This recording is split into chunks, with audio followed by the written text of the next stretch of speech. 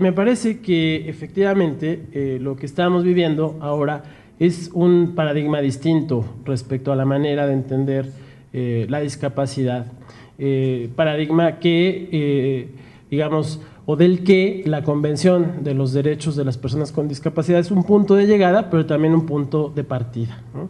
Un punto de llegada porque la Convención resume años de estudio, años de análisis, años de experiencia alrededor del tema y refleja ya, digamos, en su articulado, una manera distinta de apreciar el tema de la discapacidad, que además ha sido propulsor también para entender cuál es el papel de los derechos humanos en general y el rol que en la construcción de una nueva cultura de derechos juegan, digamos, la diversidad de identidades que tienen que ver con esos derechos. Se es diferente de aquello que representa un modelo, una norma, ¿no?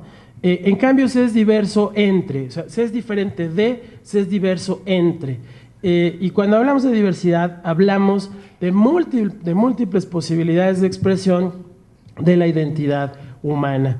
Eso también, por ejemplo, nos ha ayudado a superar la idea de que estamos hablando de personas vulnerables. Creo que este es un tema muy importante porque no estamos hablando de personas vulnerables, estamos hablando en todo caso de personas vulneradas, que es una cosa distinta, ¿no? Porque esta visión de vulnerabilidad plantea, digamos, una condición de minusvalía, ¿no?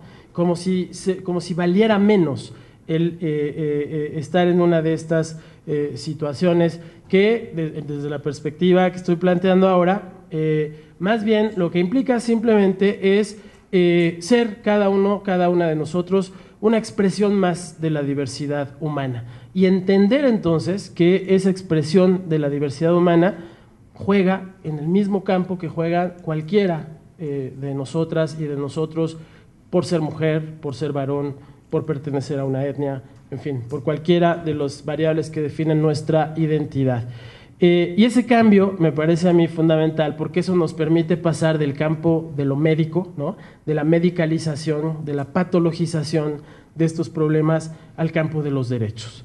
Y en esa misma lógica avanzar desde la visión de asistencia hacia la visión de derechos.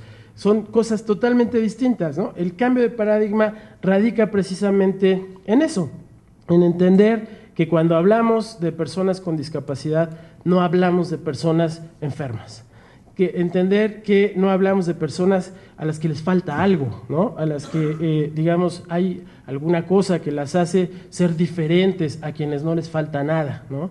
Hablamos de personas que expresan una manera más de manifestar la diversidad humana.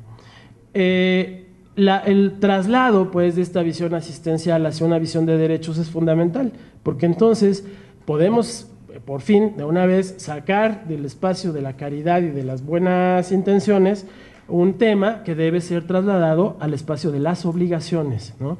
No es un acto de buena voluntad que los gobiernos o que el Estado otorgue dinero, por ejemplo, para atender los derechos de las personas con discapacidad. La lucha de las personas con discapacidad es la lucha contra el olvido constante, contra la indiferencia, contra la exclusión. La Organización de las Naciones Unidas estima que en el mundo hay 500 millones de personas que viven con algún tipo de discapacidad. Esto quiere decir que entre el 7 y el 10% de la población mundial vive con alguna discapacidad. La Organización Mundial de la Salud, en un estudio que realizó hace algunos años, estimó que el 98% de las personas que vivían con algún tipo de discapacidad en países en desarrollo estaban en el desamparo total. En México hay algunos datos sobre el número de personas con discapacidad, aunque estos datos generalmente reflejan un subregistro, pero el Censo General de Población y Vivienda del 2000 reportó que en México existían aproximadamente 1.795.000 personas con discapacidad, lo que representa el 1.8% de la población total. Las mujeres con discapacidad sufren a veces doble o triple discriminación.